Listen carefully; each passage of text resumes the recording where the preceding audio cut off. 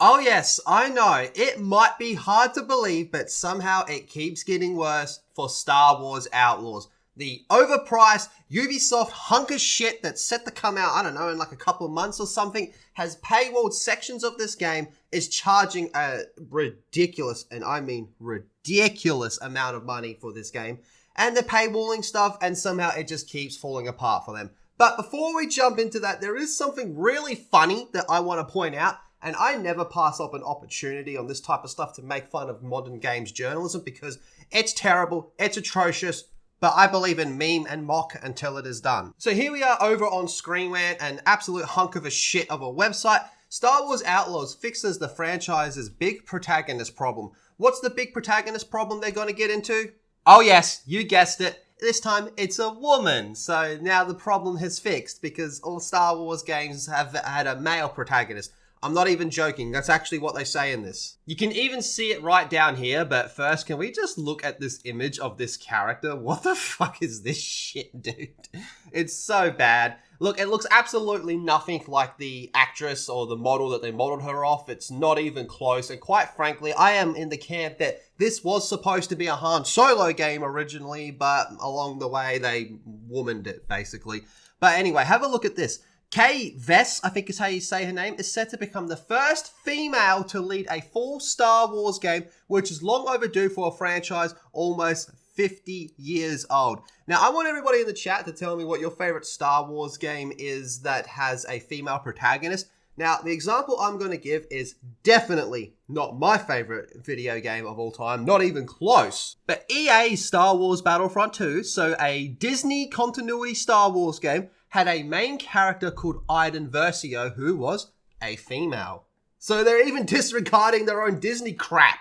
Because, you know, it's always the first since the last one, but it's the first time to ever do it. That's how these types of websites like to operate. But anyway, so that brings us to what's going on with the Jabba the Hutt situation. So because this game is set between Episode 4 and Episode 5, and you play as, well, it's called Star Wars Outlaws, so you are an outlaw, eventually, at some stage, you do cross path with Jabba the Hutt, and we do see Jabba the Hutt in the story trailer for this game. Of absolutely everything wrong with this game, the one thing that I can see people being like, oh, that's kind of cool towards, is Jabba the Hutt. Everyone knows who Jabba the Hutt is, so eventually meeting Jabba the Hutt and doing missions and doing smuggling and criminal behavior in the Star Wars underworld for Jabba the Hutt, yeah, that could be pretty appealing. But this being Ubisoft, they have to paywall it. This is the same Ubisoft that's $200 million in debt at the moment. So I can't say I'm too surprised that they're trying to nickel and dime us out of the one thing that people may actually like about this game. And over here, just looking at the pre-order, different versions of this game, you know, it's all there. There it is though. Play the exclusive Jabba's Gambit mission at launch, which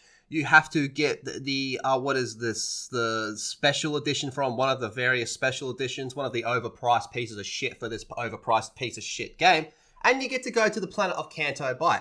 In case you can't remember, Canto Bight is that piece of shit planet in that piece of shit Star Wars movie called The Last Jedi. Honestly, it's just pieces of shit all around when it comes to this game. But we're not done. We're not done. How does Ubisoft make this worse from here? They open their mouth and try to clarify the situation. So now with all that brings us to where we are now. Ubisoft responds to Star Wars Outlaws backlash over Jabba the Hutt mission. So a Ubisoft spokesperson, can you imagine being a Ubisoft spokesperson in 2024?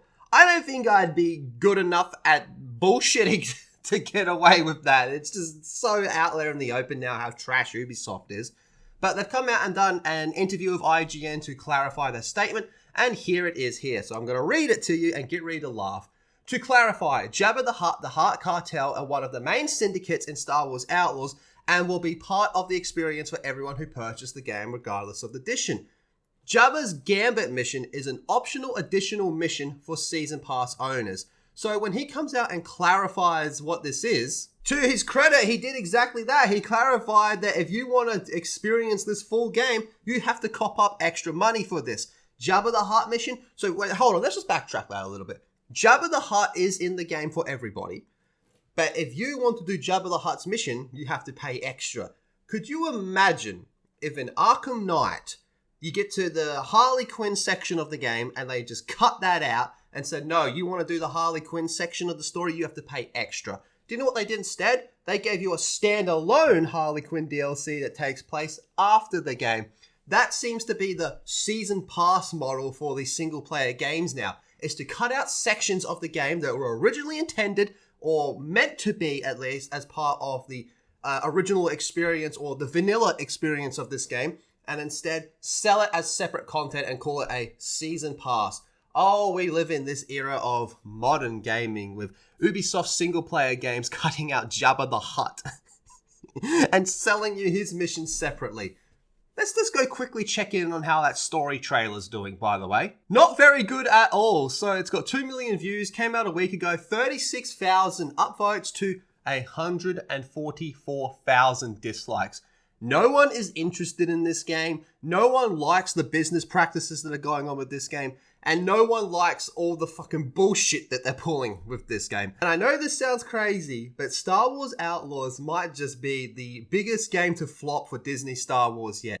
Now, just how much will this game fail? Only time will tell, and it looks like we're not going to have to wait much longer because this game comes out towards the end of August. It's going to be a glorious shit show, isn't it? Now, before I leave you, there is another thing I want to mention. If you do enjoy hearing non-biased gaming news, I have a second channel called Hyperlethal where every day I host a podcast live, well, Monday through Friday, where we go over the gaming news, and then once a week we do like a big roundup. We have a lot of fun over there, and it can be an absolute mess of a situation to cover the world of gaming. But if you enjoy this type of content, I'm pretty sure you'll love the streams over there. So I hope to see you over there. Thank you and have a great day.